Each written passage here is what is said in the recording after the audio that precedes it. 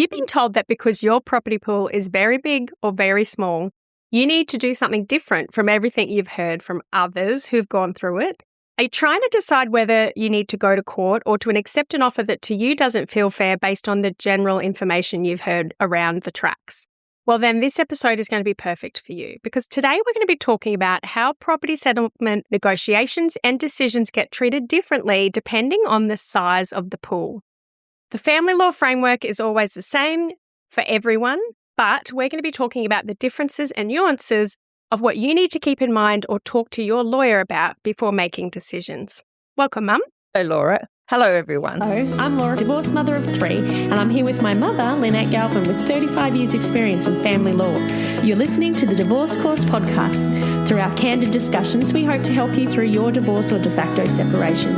We will be answering the most commonly asked questions and covering the stages and steps that you will face on your way to freedom. Now, this is a family law discussion. We are not your lawyer. I'm not a lawyer. Mum is a family law accredited specialist, but she's not your lawyer either. And we are talking about Australian family law. And even in saying that, some places in WA, it could be slightly different as well. So please get your own independent legal advice before you do anything, because we're just having a discussion. Because, Mum, we've noticed, haven't we, that some people, and it was a thing I didn't understand either. So it's something that it's important for people to understand, that the sizes of the property pool can make a difference. But, Mum, can you just quickly tell us before we start what stays the same? What things are exactly the same? The calculations of contributions are exactly the same. And the assessment by the court as to whether or not it is just and equitable to make an order, moving property from one person to the other, that stays the same. So the four, so you've got is it just and equitable? That stays the same. The second step is, what are the contributions in a percentage form? That stays the same. What changes is the next step, future needs or current and future circumstances under 79.5 or 90 SM5, and then that further assessment. Those last two steps, slightly different. All right, well, let's talk about big property pools to start with. Yeah. Okay. These kind of pools are around the $5 million mark. So, is that we used class as a large one? Yes, we used to say $1 million, but no, it's around about 5-6 million. What you're looking at is when you split it up between two people, right, and they'll be fine with that money, then that is really a large property pool. And of course, people with $100 million end up divorced, and that's a really large property pool. If you're sitting around 5 million or above 5 million in your property pool, then, these are some of the things that may change the dynamics. And remembering that this is a rule of thumb, this is not the hard line, it's not the law, but these are the things that may change. Mum, you just talked about then that they're looking at, really, you said, to make sure that that's enough to live on. So who decides what's enough to live on? The common sense, I guess, legislation. And it's not about, if there's no money to divide, then the court can't create money. So they don't actually look at, is that enough to live on? What I was meaning was that when they look at is it just and equitable? What are the contributions? When they look at future needs, and you're right, they do look at future needs no matter how big the case is, but that percentage for current and future circumstances, we used to call future needs, that may go up a lot because the court's looking at the actual dollars that represents. Yeah, so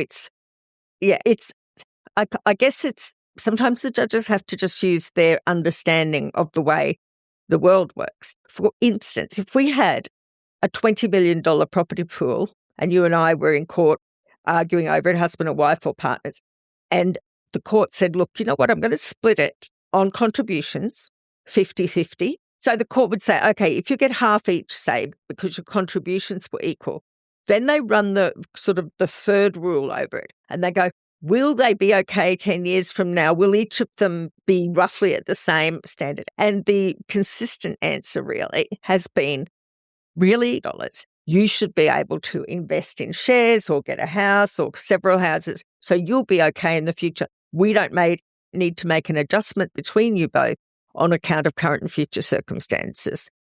Because So what you're saying is if you're super wealthy and at the top end and there's lots of money there might not be any adjustment for future needs because, let's be honest, that's plenty of money. But I want to just raise this with you. Okay. The standard of living for these people that have, always gone to holidays to Aspen or I don't know what these rich people do. But, all these things that the kids have been used to, they have been used to, and then all of a sudden they have less. So they lived the billionaire lifestyle, now they're living the millionaire lifestyle. But it can be a massive change for someone and really mess them up. So how does the court take into account, their lifestyle was they didn't work, they always went to holidays every week and they had holiday houses, etc. And does any of that come into the court's consideration? Court looks at a standard of living for both parties that is in all the circumstances reasonable. That's the old test. Okay. What's really interesting with that, like the court said, we're not here to socially engineer so that each of you has a good lifestyle going forward. You may not be able to sustain that lifestyle as a separated person. But particularly since you've got the kids maybe half the time, it would be really disconcerting for the children to go from that really lavish lifestyle back to your humble 4-bed suburban home and then back over to the lavish lifestyle. It's very disconcerting for the children. That's another aspect. But under property law, the court just looks at a standard of living that is reasonable. So that's for big property pools. So I'm guessing in the flip side of that, for small property pools, if they're looking at future needs, that the difference could be one person ends up living on the street while one person lives in a house. So would the court then make some further adjustments for a smaller pool that they wouldn't make for a large pool? In a nutshell, Laura, yes, I think that's right. Because we're talking percentages here, okay, on the 50 million each percentage, like that case scenario, at 50 million each, I've assessed that like as a 50-50 split. Now, if you are in a relationship where there's only $100,000 between you, then $100 million. No, not 100 million. No, can I? No. If you've only got 100,000. $100,000. Every 10% adjustment for you, like for the person going forward who perhaps doesn't earn a good income or doesn't earn any income, every 10% is only $10,000, which is nothing. And a common argument raised in the court is to point to this percentage, right? Your Honour, this is $10,000 adjustment to my client when the respondent earns more than $100,000 a year. So it's proportionate. And so a court might say, you know what, 10% adjustment, we're looking at it in real dollar terms here, and 10% adjustment's just not enough. And so there are cases where they give much bigger percentage to the person who doesn't have the earning capacity.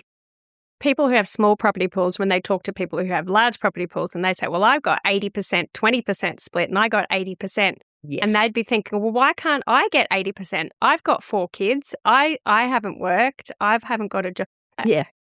When it comes to negotiating then with a large property pool, Mum, if you're stuck, let's do an example again. Say you've got a $10 million property, $10 million property pool, and you're arguing over 10%, and you're weighing up whether to go to court or not. Yeah. What kind of considerations do these people need to be thinking? If you've got a $10 million property pool, 10% is $1 million, isn't it?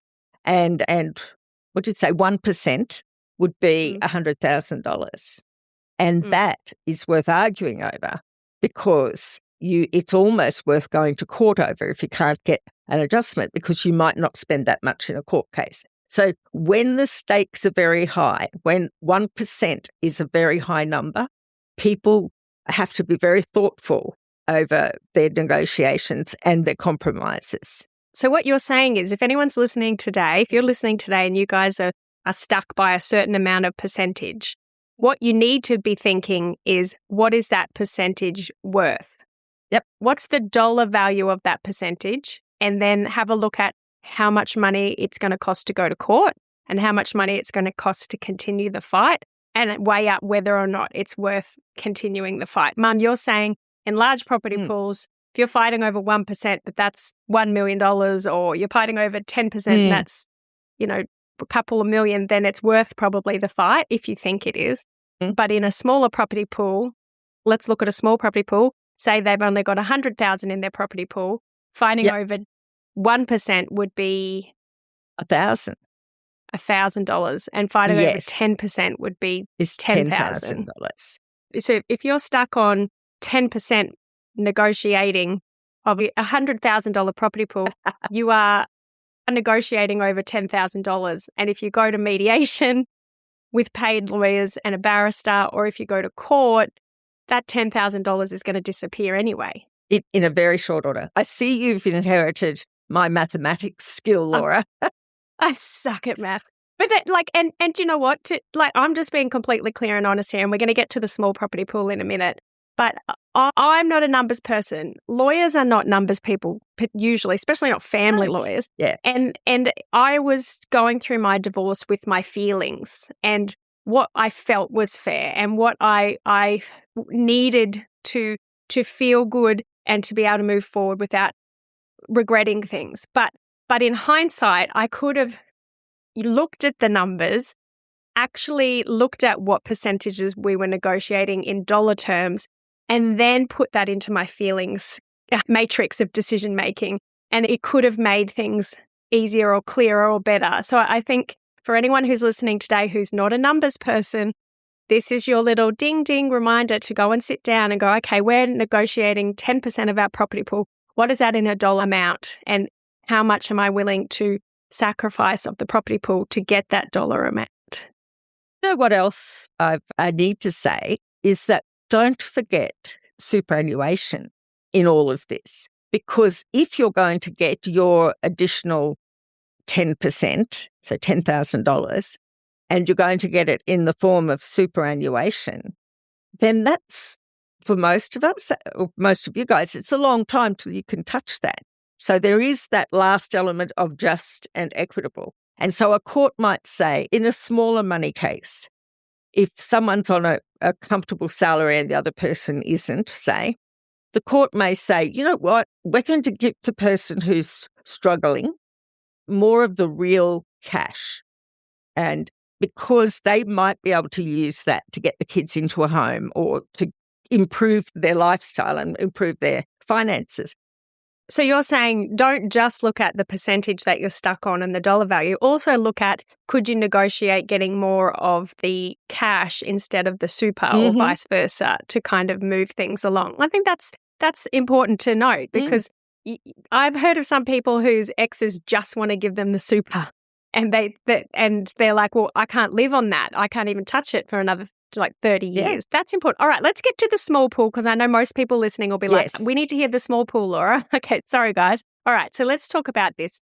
So, Mum, in the small property pools, you're saying that the future needs is looked at and the adjustment of the percentage is usually higher than a medium pool because they're worried about what that person is going to look like in 10 years, how they're living in 10 years. But yes, and both of you they look at both of you and they take into account your earning capacity, all right? And then they run that as part of the ruler they look at over future needs. There's a lot to consider with an adjustment, and the court does take into account what your income is, and they do a bit of crystal ball gazing. They're looking at, could this person get a loan? They haven't worked for a long time, unlikely to be able to get a loan.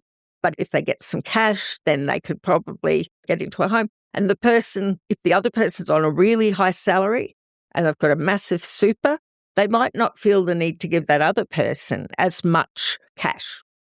What about those people that have been stay-at-home parents? They haven't had a job for a long time and they want to continue being a stay-at-home parents for the kids and their exes are just saying, go get a job, you can get a job. Does the court look at that, what's been happening in the past, and try and make it continue into the future? Need to start doing your disclosure but have no idea where to start? Feeling overwhelmed about mediation coming up? Or just trying to deal with negotiating with a manipulative ex? then you need to go to thedivorcecourse.com.au to go to the free resources section where you can get a mediation checklist, a disclosure checklist, a word salad, read a letter like a pro checklist, and also a before you go checklist. Get ahead of the game and be organised and ready, as this handy checklist, along with the accompanying episodes of the podcast, will be perfect for you. All you need to do is go to thedivorcecourse.com.au and go to the free resource section and download the free checklists today. Those people that have been stay-at-home parents, they haven't had a job for a long time, and they want to continue being a stay-at-home parents for the kids, and their exes are just saying, go get a job, you can get a job. Does the court look at that, what's been happening in the past, and try and make it continue into the future? In a very realistic way, they do. Because sometimes the decisions you made during a relationship or during a marriage aren't feasible going forward. The marriage is over, that is broken. But they will take into account if you've got to retrain, how long you've been out of the workforce, how long, like they're looking at kind of a lump sum, spousal maintenance to support you, to get you over the line, or how long so you can retrain and get back into the workforce. The Act says that the court has to look at a person's wish to continue in the role of a parent. And what that meant in the 80s is quite different to what it means today. Because in the 70s and 80s, it was very unusual for women with small children to work. And that's not the case now, of course. So court, you're saying the court looks at it, but it's not, many people have much luck with it? No, that's the thing. And I mean, it's sad, but that's how your life has begun to pan out. And it's the realistic, especially if the kids are at school. The court probably doesn't expect you to put babies in daycare. But depending on the circumstances and what happened during the marriage. But if the kids are at school, there's a bit of an expectation there that you will be able to pull yourself up by your bootstraps, I guess, and get forward. So what I say to people often when they say, but I want to be home and I wanted to mind the kids, and I explain it gently, you can't cut a cake to divide between people and still have a whole cake, right? It's going to need some changing. And so that's a hard reality. Some people think that negotiating a small property pool isn't worth it at all. We get these emails from listeners all the time saying, I'm weighing up whether I bother because we've hardly got anything. I don't see the point. You know, they're probably going to drag it out and it'll be expensive. I just don't know. So is it a myth? And what do you say to those people who are like, I'm just not sure whether I should bother? We haven't even got more than, I don't know, $50,000. It's not worth it, is it, at that, because you'd end up paying legal fees.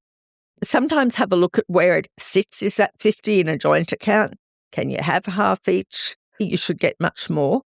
But the cost and the uncertainty of court, like it might cost you a lot to go to court. The court may then say, look, let's just leave it like it is, divide that joint account equally between you, and there's no point making any orders. So you do have to consider it and weigh it up. And it's awful because the emotional side of separation, like you're in the thick of it when you're trying to make these decisions. So, you know, and so sometimes it seems easier, I think, to just walk away. Sometimes it's safer. But here's the worry, that you may establish yourself and be doing really, and suddenly the other side goes, do you know what? I haven't had a property settlement yet. We're in time, or I can get an application out of time, and look at that. Look how well that person, my ex, is doing. I want some of that. So I guess making an order that everyone just keeps what they've got, for instance, at least it's a court order. It draws that red line underneath the accounts of your relationship and your marriage or de facto relationship, and then you can move on, and everything after that is safe to be yours. And if you just agree to split everything 50-50, usually the ex would be okay with that. We're not telling you to do that, but you can do consent orders, you can do the course, you can do that all yourself and get it sorted. And if you win the lotto later, then you get to keep it instead of sharing it with your ex, who will turn up at your door, I guarantee you, if you have not had a property settlement. So, Mum, just recapping here. So the smaller the asset pool, the more you've got to decide, is it worth going to court? Because the costs of court is quite expensive. Remembering, guys, you don't have to go to court to negotiate property. You can go to mediation. You can do a free mediation at Relationships Australia or one of the other free services. So it's not all lost. So you can negotiate, but the court puts more thought and more adjustment, and the adjustments can be larger in a small property pool for future needs. But if you've got your $50,000 in a joint account and you want the court to take into account your lower earning capacity going forward, the court could conceivably give you 100% of the property pool, because that's not much, right, to move forward. But they probably won't. And yeah, you need to draw a line under it. I have to say, everyone, you can do an order. We've got it in the course, something along the lines of that each party keeps what they've got, basically. And then that gets you through the court. But yeah, you've got to be thoughtful, because a judge will always, if you ever talk to a lawyer or to me about what would a judge say, do you think? I think it's probably important to note here as well that there's the P 500 program, Mum. Can you tell us what that is for people with small property pools? Yes. And it's a bit of a disparaging term, small property pools, because some people are young and they go to court and they've done very well. But so PPP is the Priority Property Pool 500, and that is for any cases that the court sees fit to put in this particular court track, right? And it enables people whose assets, excluding super, are under $500,000 to have a shortcut sort of way through the court. So the court tries, and I think it's wonderful that the court tries this, to make the court process much more streamlined, less expensive and quicker, so that people don't use all of their share of the property pool in going to court to get an outcome.